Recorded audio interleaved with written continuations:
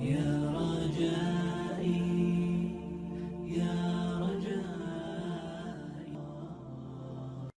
Islam, we are taught to dress modestly. We are taught to dress modestly. This modest dressing is not just for the females, it is for the males as well. And we are taught to be of high character, conduct, values, and so on. This modest dress is supposed to calm us. It is supposed to bring about a sense of peace, a sense of equality.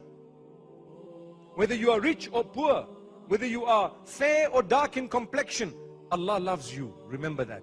And Allah loves you an unmatched love. It's up to you to reciprocate that. Remember my words. Allah loves you, but do you love Allah? That's the question. People say Allah doesn't love me. If someone says that, it's because they don't love Allah. That's the reason. Allah loves you. Do you love Allah? If the answer is yes, how can you give up your prayer? How can you start exposing yourself? I remember someone asked me a question, and I'm taking the liberty of answering it here because I think it's absolutely important. Why would Allah judge? This was the question, right? Why would Allah judge you based on your dress? Why do I need to cover my hair or my legs? Why would Allah actually judge me based on whether my legs are covered or my hair is covered? You see? These are the questions of today. So I said, for the same reason that He would judge you if you prayed or not, if you stole or not, if you did anything else or not. These are rules and regulations. You call yourself a Muslim. What is the meaning of a Muslim? Islam is generally interpreted in two different ways. Coming from istislam, which means to surrender and to submit. Surrender. Who surrendered? Anyone who wants to call themselves Muslim, it means they have surrendered. If they don't want to surrender, well, stop calling yourself a Muslim. But today they want to say, I'm a Muslim and I won't surrender. It's a different thing if you have a weakness. If you're weak and you know that, look, I'm supposed to be doing this, but I'm weak. Oh Allah, forgive me. Then you're a sinful person, perhaps, or you are struggling to do the right thing. But if you are a defiant person and you say, I'm a Muslim, but who says alcohol is haram? I'm a Muslim. Who says gambling is haram? I'm a Muslim. Who says adultery is haram? If that's the case, please, you can do what you want because you are answerable to Allah, but don't call yourself a Muslim because you have not submitted to Allah. And you want to change the Deen. That's what people are trying to do today. They want to change the Deen in a way that they will bring about things that are not in the Deen into the Deen and say it's the Deen. And they want to remove things from the Deen and say that's the Deen. And if you are sticking to the straight and narrow, they will call you an extremist perhaps. May Allah forgive us. May Allah subhanahu wa ta'ala guide us. We need to develop ourselves. I cannot shove down your throat anything. I can only encourage you. And if you see me doing wrong, you can encourage me. And even if you don't see me doing something wrong, it's your duty to tell me, to encourage me, to remind me. Alhamdulillah. So people are doing things that are unacceptable and saying they are part of Islam. I was saying that there are two things. One is to submit, and two is peace. I'm sure we've all heard Islam means peace. You heard that?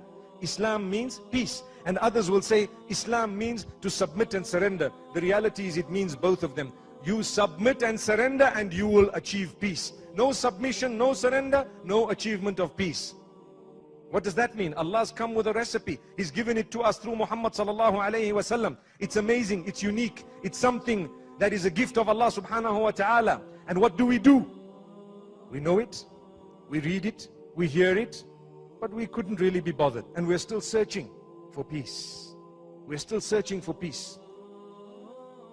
Subhanallah. The peace is there. Fulfill your prayer. Wallahi, I promise you, my brothers and sisters, and this is a challenge for myself and yourselves. I promise you and I challenge you, get up for Salatul Fajr early. Considering it an honor. Try it. Consider it an honor. Set your clock 4:30, for example. And you know Salah perhaps will only be at 5:15 in the masjid, or I don't need to read Salah up to just before sunrise. One might argue and they might say that. But the challenge is to get up early. Get up really early for the sake of your Maker. I love Him. I'm going to get up at 4:30 for Him. I love Him. I'm going to get up at 4:30. And you know what? He tells us the rules and regulations I have stipulated for you are actually for your benefit. I don't want from you anything. ما أريد منهم من رزق وما أريد أن يطعمون. I don't want from them any sustenance. I don't want anything from them, nor do I want them to feed me. It's not about materialism. Allah says, I don't need your wealth. I don't need that particular food. In fact, إِنَّ اللَّهَ هُوَ الرَّزَّاقُ ذُو الْقُوَّةِ الْمَتِينَ. Allah says, indeed it is Allah who is the provider, the all-powerful. It is Allah who is the provider. He will provide for you. Develop a link with Him. Become friends with Him. Get close to Him. How? I will get up early for Salatul Fajr. I will make wudu. I will cleanse myself. And I will stand up in prayer, considering it an honor. Wallahi, I promise you, you will achieve peace in your heart for the rest of that day. Wallahi.